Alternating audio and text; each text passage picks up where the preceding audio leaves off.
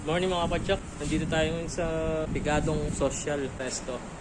Yan matatagpuan sa city proper yan. Tapat lang ng Esplanade. Ayun na yung city hall. Thank you kay Sir Motolevs. Tinirit niya tayo ng specialty nila na batchoy. Solid. Kasi pag gabi meron silang live band dito. Acoustic. Tingnan niyo. Ang dami na mga sikat yan dito. Mga motovlogger ang iba. May tropa vibes pala. Wala tropa vibes dito. Baka tumugtog din sila. Sir Motolevs. Ayan. Napakalupit ng taong grabe. Bike. Solid din po yung ano nila, yung batchoy nila. Meron din sila ibang menu. Ito dati yung ito lang dati yung fan ko, yung ito lang dati yung sticker wall ko. Kaso siguro mga 2 araw pa lang punuan na. Oo, 2 araw pa lang puno na agad. So kaya pinalitan ko naman ito. Extended naman dito na. So ang gagawin ko dito is yung papalinis ko ito tsaka ipipreserve talaga to. Oo po. Paano niyo i-preserve? Yung lagyan ko ng cover. Plastic cover. Ipa-frame ko. Oo. Para siguro pagtanda natin, sabihin natin sa kanila, ito yung sticker mo dati, Ito sir, yung tropa vibes, tumugtog ba dito? Yung mga kaibigan ko yan, taga saan ba sila? kaya dito, Iloilo yan. Kasi Dito sila tumutugtog before hindi pa sila naging Sikat. na tropa vibes. Dito talaga sila tumutugtog. Ayun, dito daw sila pala nag-start din, nagsimula, no? Oo, yung tropa vibes. So, ngayon, sa kayo, ilan yung banda na tumutugtog po rito, sir? Ngayon dito, mga 3 times a week na lang. 3 na lang. Pero dati araw-araw meron. Full band ba o acoustic? Acoustic band. Yung parang semi-full band kasi mayroong drum pad. Basta maganda lang pakinggan. Kanya-kanyang dalayan ng gamit. Kanya-kanyang dala ng gamit. Pero may sticker naman kami dito. May guitars na Speaker, may amplifier. Ganda lang. Pag gano'n dito, pag gabi, ganda kasi kitang-kita mo yung ilog. Iba't ibang lugar to yung mga sticker.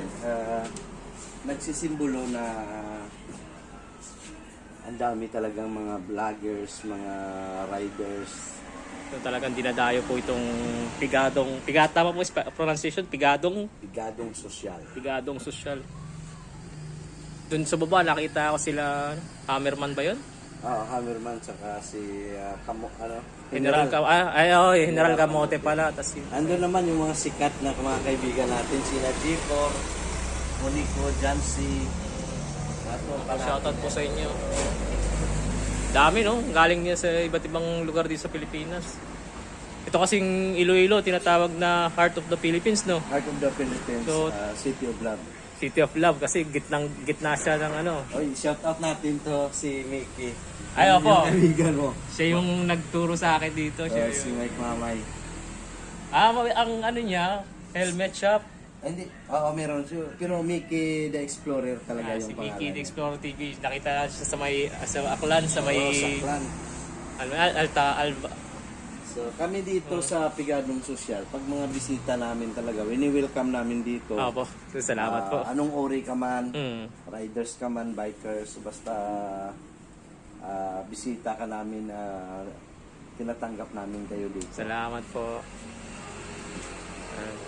Kaya kahit yung iba, mga taga Cebu, dito rin pumupunta, mga kaibigan, mga taga Negros natin, mga kaibigan doon. Ang dami doon. Meron pa dun sa baba, sa may entrance nila, meron ding sticker wall doon. Punuan na, ito yung pinakauna namin. Pag napuno po yun, iakit din dito, parang ganun. Oo, iakyat ko din to. Kasi kinukunan ko pa to ng time para ipa-frame. Yung hindi na talaga kahit ano, hindi na magagalaw, hindi marurumihan. Hindi na magagalaw. So, yung baga all set na. Para kahit paano. Siguro after 5 years, 6 years, ako lang siguro yung may ganitong mapagmamalaki nyo po, no? Sticker. Yan pa, Ipa-frame ko talaga yan. Ito. Ilalagyan ng ano yan, ng backboard para tumigas. Para tumigas. Tapos frame. Tapos ipa-frame. Tapos glass ano na lang. Yung glass. Glass na lang. Tapos if ever meron tayong bar na ipapatayo sa Future. Sa future. Yun. Ito yung panlaban natin. Grabe oh. Ito yung Ibig sabihin, puntahan talaga doon. Dinadayo talaga. Dinadayo talaga ng mga riders, bikers. Kali yung mga bikers dito, tropa rin namin. Si Spider-Man. Shoutout ulit kay Sir Motolebs. Shout out sir, ingat sa mga biyahe mo. Good job. Believe ako sa mga taong ganyan. po. At saka grabe yung lakas ng loob. Okay. Tibay ng resistensya. So, saludo. Thank you po.